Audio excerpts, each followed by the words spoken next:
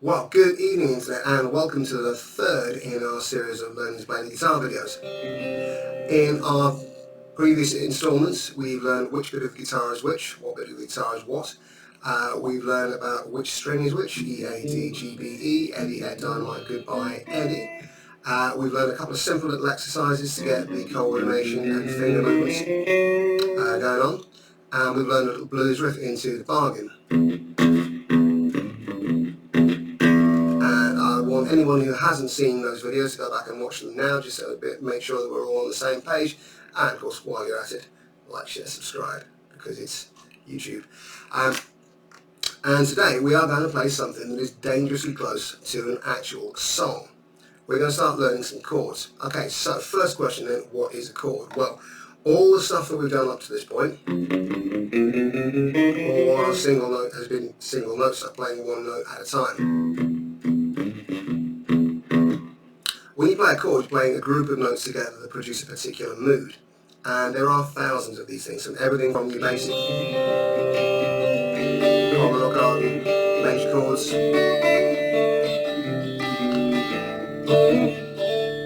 into more spooky sounding minor chords.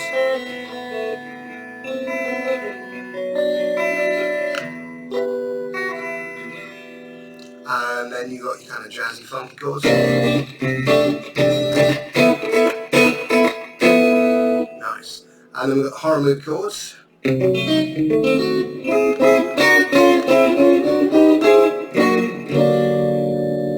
we've got pretty much everything in between. And there are thousands of these things.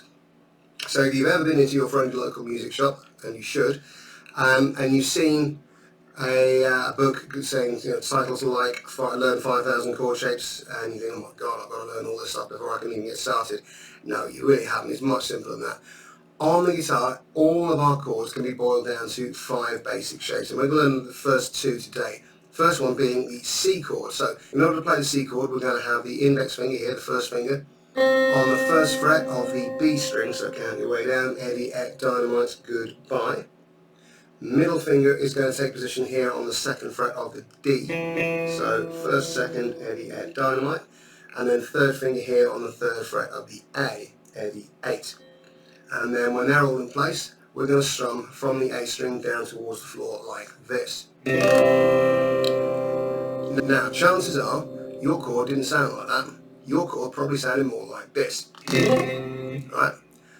That's nothing to do with the guitar, it's nothing to do with you. It's simply because you're new to it. Now, practice is going to get you where you need to go, of course it is, but it's also helpful to know how and what to practice.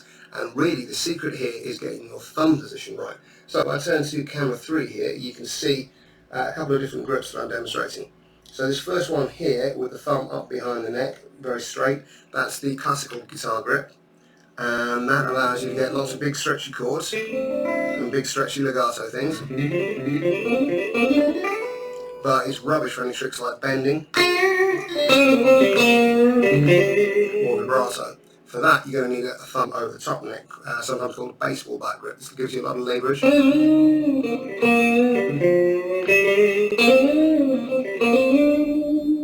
And but that has its own disadvantage in that it's rubbish to get any kind of stretch going on with that grip. So you're going to want something in between.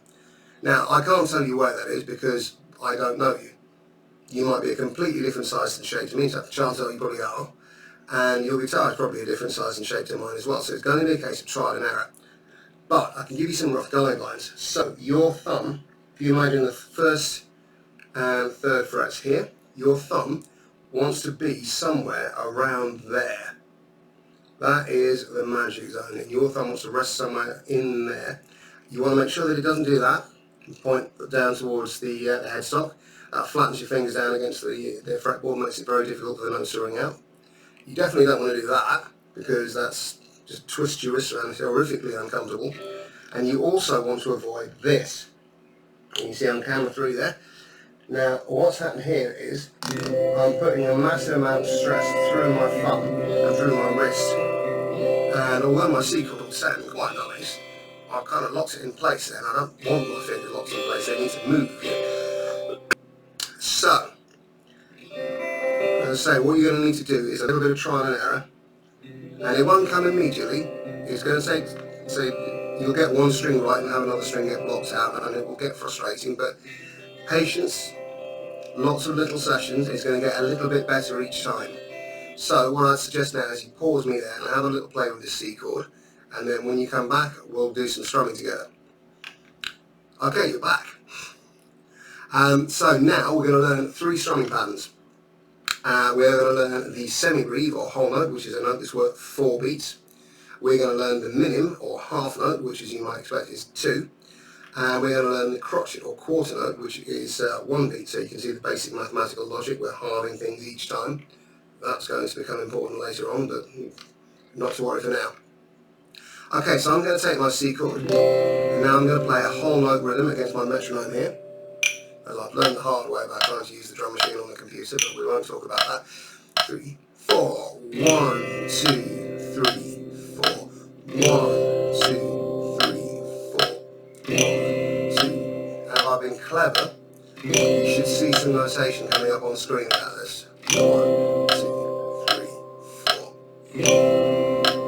And now I'm going to switch things up to the minim or half note, so this is once every 2 beats. 1, 2, 3, 4.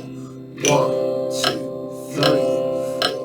1, 2, 3, 4. And then finally I'm going to switch things up to the quarter note or crotchet, once on each beat, and that's going to sound like this. 1, 2, 3, 4. 1, 2, 3.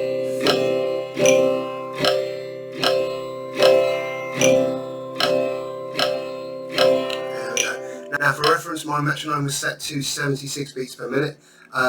Do feel free to speed up or slow down as is comfortable for you.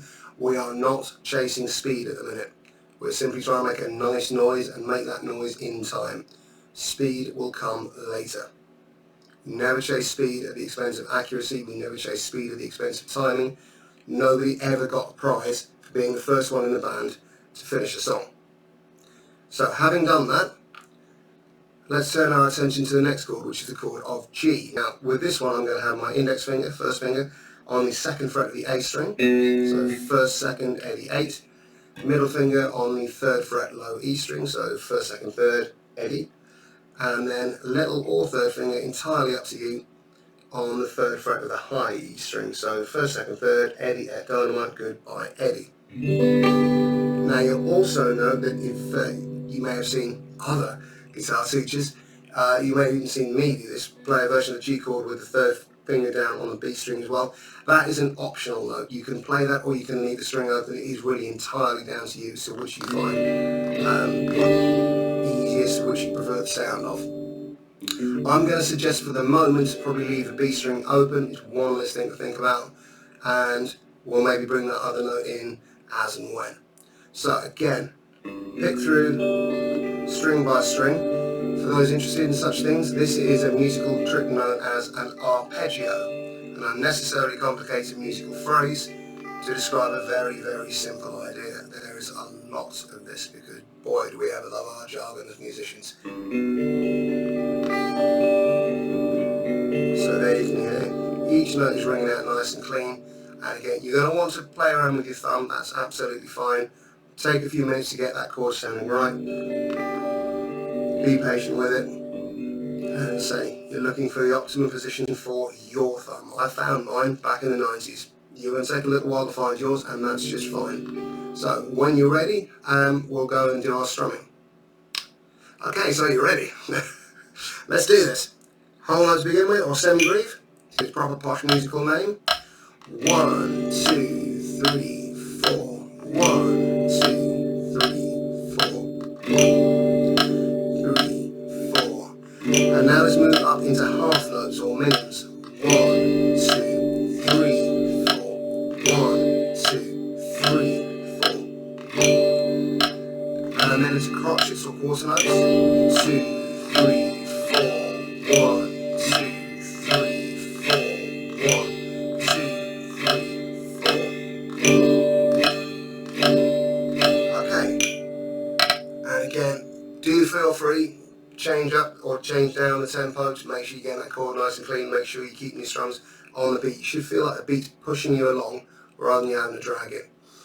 Okay, the next thing that we're going to do is we're going to start changing between these chords, as it's frankly a rare song that you find is just one chord for 4 or 5 minutes. Not to say it hasn't been tried. So the next thing that we're going to try and do is practice moving between the two chords, and we're going to do this as arpeggios in free time. Yeah, I know. So let me break that down a little bit. An arpeggio, well, as we talked about, that is just playing the notes of the chord one string at a time to ensure that we're playing all the notes cleanly and that no errors have crept in. And this free time business, well, you'll notice there's a lack of metronome. That's because I'm not playing to a click, I'm simply playing to whatever tempo is comfortable, and this is allowing me to devote all my mental bandwidth, all my concentration, all my brain power to getting my fingers from one chord to another. Because, yeah, when you're starting off, that's hard enough. So always, always, always make the steps nice and small and achievable. So what we're trying to do here then, is going to spend a couple of minutes moving from the C to the G.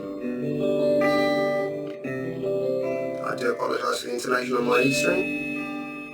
It's a very old string, and really I should have replaced it before I did the video, but there we are. So this is the sound that you're aiming for. Again, take a few moments to practice it and come back to me. Ah, you're back. Right, let's now go and play a bar of C to a bar of G, and we're just going to alternate between those bars. Now, if you're unclear about this, a bar is simply a group of 4 beats. And we're going to begin by filling our bar with one whole note. So we're going to do a whole note, 4 beats on the C, and another whole note, 4 beats on the G. That's going to sound like this. In fact, I'm just going to just drop the tempo on this down a little bit, because this is going to be quite demanding to begin with. 3, 4, C, 2, 3, 4, G, 2, 3, 4, C, 2, 3, 4, G, 2, 3, 4. And so I want you to practice that for a few minutes with your metronome. See, again, please do feel free to slow the tempo down and get to a point that's comfortable for you. When you're happy with that, the next step is to play, same idea, but we're going to fill up our bar with 2 half notes. So that's going to sound like this. 3, 4, C, 2, 3, 4, G, 2, 3, 4, C, 2, 3, 4, G, 2, 3, 4.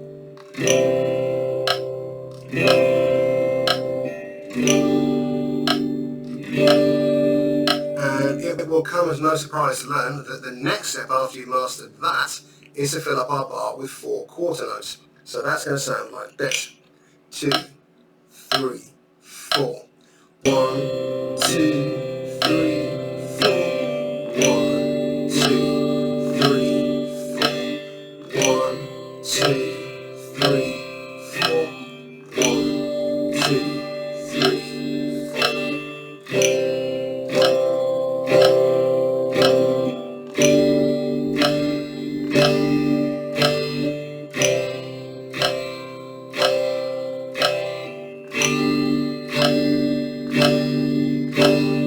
There we go. So now we are now moving between chords and playing chords in time, and it doesn't get a lot more advanced than that. Really, fundamentally, that's what playing the guitar is largely about: playing chords, moving between them, and playing them in time. So we're learning the key skills here. So I will leave things there, Internet, and we will pick this up in the next video, where we will add in another chord, and we will actually start getting to play some songs, or songs in the style of, because obviously YouTube's copyright laws.